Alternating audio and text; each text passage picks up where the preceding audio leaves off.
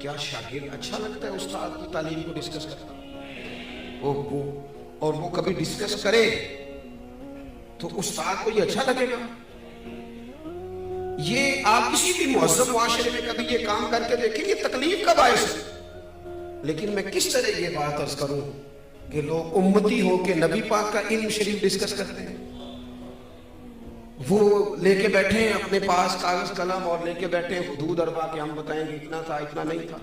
یہ شکوک پیدا کیے گئے، شکوک کمزور کرنے کی کوشش کی گئی تاکہ کسی طریقے سے جتنی چیزیں آج دنیا میں لانچ کی گئی ہیں یہ صرف شکوک پیدا کر دیں گے تاکہ خالی ذہن لوگوں کے دلوں میں آپ مانے نہ مانے۔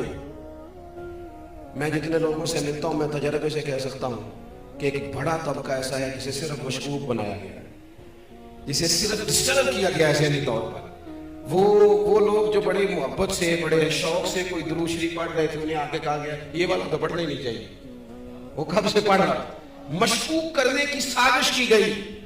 اسی طرح سے ایک بندہ مرزا غلام قادیانی، اچھا اعلیٰ حضرت نے جہاں بھی لکھا ہے غلام احمد قادیانی نے لکھا، مرزا غلام قادیانی، بس اس کو تیار کیا گیا۔ آپ دیکھیں کیسا بیوقوف آدمی لانچ کیا گیا مارکیٹ میں۔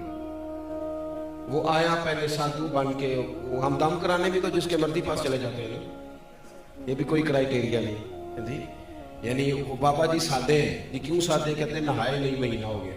میں نے کہا سادہ ہونا گندا ہونا ان میں فرق ہے۔ سادہ تو وہ شخص ہوتا ہے جس کو کوئی مہنگے کپڑوں کا شوق نہ ہو، کوئی مطلب اسے پروٹوکول کا شوق نہ ہو۔ سادگی کا کیا مطلب ہے کہ بندہ منہ نہ دھوئے، یہ کہاں کی سادگی ہے؟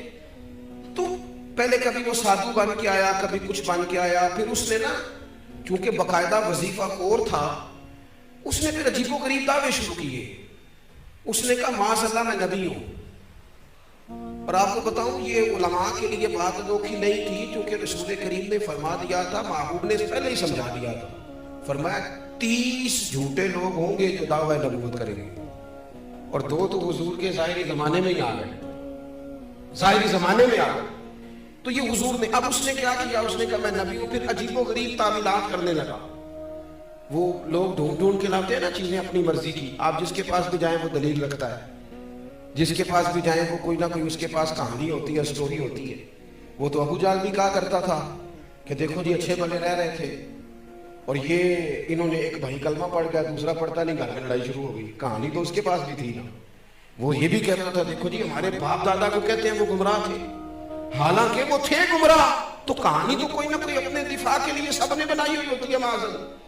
اس نے جب کہا میں نبی ہوں تو وہی لوگ میدان میں آئے جو ہمیشہ آیا کرتے ہیں، وہی لوگ آئے، علماء ربانی جی، مارے کھائیں، جیلیں کاٹی، مولانا نیازی کو تکلیف ہوئی، کئی مہینے جیل میں رہے، حضرت سید خلیل شاہ صاحب علامہ ابو الاسناد صاحب کے بیٹے جیل میں گئے، 20 درجنوں علماء پابند سلاسل ہوئے، اور جب اس کے گرد گھیرا تنگ ہوا تو تعویلات کرنے لگا، کہنے لگا نہیں میں تو ذلی نبی ہوں، میں تو امتی نبی ہوں۔ بھئی یہ کون سی نئی تعریف تم نے کٹھی کی؟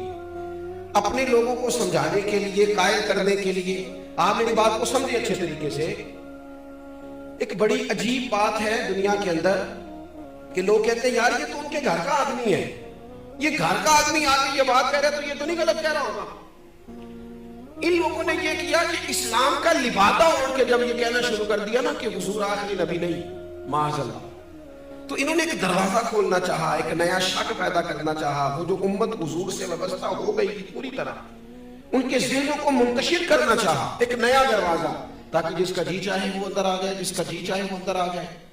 اب ضروری تھا کہ ان لوگوں کی علماء نے حکم شریع بیان کر دیا تھا، حضرت نے بہت پہلے لکھ دیا تھا کہ یہ کافر ہے بلکہ مرتد ہے، اور فاضل بریلوی نے یہ فتویٰ دیا کہ جو اس کے کفر میں شک کرے، آپ کی توجہ ہے میری بات پر، جو ان کے کفر میں وہ بھی کافر ہے۔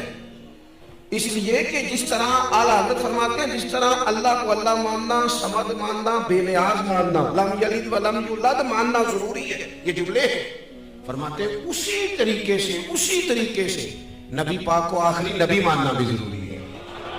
اور جو آیت میں نے قرآن مجید کی پڑھی، ما کان محمد ابا احد من رجالکم ولکن رسول اللہ وخاتم النبیین، فرمایا محمد صلی اللہ تعالیٰ علیہ وسلم مردوں میں سے کسی کے باپ نہیں، ہاں وہ اللہ کے رسول ہے اور نبیوں میں سب سے آخری ہے، اور آپ کو درجنوں سینکڑوں احادیث ملے گی، کسی میں وضاحت کے ساتھ اور کسی میں کنایے کے ساتھ. اور حضور نے نا باریک کر کے مسئلہ ختم نبوت بیان کیا، کہیں شک نہ پیدا ہو جائے، باریک کر کے کسی جگہ شک نہ پیدا ہو، یعنی ذرا بھی گنجائش نہیں دی، ذرا بھی.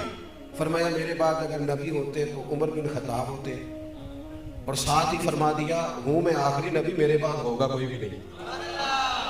یہاں تک بھی اگر بات ہو جاتی تو سمجھ میں آتی تھی، لیکن وہ جو اگر کوئی تھوڑی سی گنجائش نکالنا چاہے تو بند کیا وہ دروازہ. نبی پاک علیہ السلام نے حضرت مولا علی شیر خدا سے فرمایا تم میرے لیے اسی طرح ہو جس طرح حضرت موسیٰ علیہ السلام کے ساتھ حضرت ہارون علیہ السلام ان کے بھائی تھے، کیونکہ حضرت ہارون بھی نبی تھے، حضرت موسیٰ بھی نبی تھے. اب محبوب کریم نے اس دروازے کو فوراً بند کیا. یہاں تک بھی بات ہو جاتی تو امت سمجھ جاتی کہ یہ بھائی بھائی کی تمثیل ہے. حضور نے ایک اور مقام پہ بھی کہا لی میرے بھائی ہیں دنیا اور آخرت میں، لیکن حضور نے انہیں کہا ہے، انہوں نے نہیں کہا نبی پاک کہ بھائی ہیں، انہوں نے جب بھی کہا یا رسول اللہ کہا ہے. نبی پاک صلی اللہ علیہ وآلہ وسلم نے کہا میرے لیے علی اسی طرح ہے جس طرح حضرت موسیٰ کے لیے ہارون تھے، لیکن ساتھ ہی پھر وضاحت کی فرمایا یہ یاد رکھنا میرے بعد نبی کوئی نہیں. یعنی یہاں کوئی آدمی اگر یہ تعویل کرنے کی کوشش بھی کرے کہ دیکھو کیا بیان ہو رہا ہے، تو وضاحت اور درجنوں جگہ پہ محبوب پاک علیہ السلام نے اس کی مکمل وضاحت کی، مکمل. اب مرزا قادیانی جب میدان میں آ گیا تو یہ جو ہمارے ہوتے ہیں نا سیاسی زعماء، یہ جو لوگ جو پارٹیاں الیکشن میں آتی ہیں، میرے دادا جی کہا کرتے تھے کہ فیصلہ ہمارے یہاں پنجاب میں پنچایت ہوتی ہے، اب تو خیر ختم ہو گیا معاملہ، پنچایتیں ہوتی تھی تو سرپنچ صاحب چودھری صاحب بھی فیصلہ کر دیتے تھے. تو دادا جان فرمایا کرتے تھے کہ جو چودھری اور جو سرپنچ الیکشن لڑنے لگتا تھا پھر ہم اس سے فیصلہ نہیں کراتے تھے، اس لیے کہ اس نے دونوں پارٹیوں سے ووٹ لینا. وہ کسی کو ناراض کرنے کی کوشش ہے، اس کے ووٹ کم ہو جاتے تھے. ہم اس سے فیصلہ نہیں کرایا کرتے تھے، ہم وہ والا سرپنچ ڈھونڈتے تھے وہ جو فیصلہ تو کرے، لیکن اس لالچ میں نہ پڑے کہ اگر میں نے فیصلہ کسی کے خلاف کر دیا تو پھر وہ مجھے ووٹ نہیں دے گا. سیاسی زعماء کا یہ مسئلہ ہوتا ہے کہ انہوں نے لینے ہوتے ہیں ووٹ، کسی کمیونٹی کو ناراض نہیں کرنا چاہتے. یہ چاہ نہیں رہے تھے کہ ملک کے اندر قادیانیوں کو اقلیت قرار دیا جائے، چاہتے نہیں تھے سیاسی زعماء، اللہ ماشاءاللہ کچھ اچھے لوگ بھی ہمیشہ ہوتے ہیں، چاہ نہیں رہے تھے. پھر علماء کو جدوجہد کرنی پڑی. میں چھوٹا ورکر ہوں دین کا، شاید جتنے لوگ کام کر رہے ہیں ان سے سب سے چھوٹا میں ہوں، اور یہ عاجزی کے طور پر نہیں کہتا، میرا یہ حسن ظن ہے کہ میں نے زندگی میں بڑے بڑے مخلص لوگ دیکھے ہیں. جب ان کا کام ہم دیکھتے ہیں تو محسوس ہوتا ہے کہ واقعی ہم لوگ کمزور ہیں، ہمیں بہت کام کرنا چاہیے.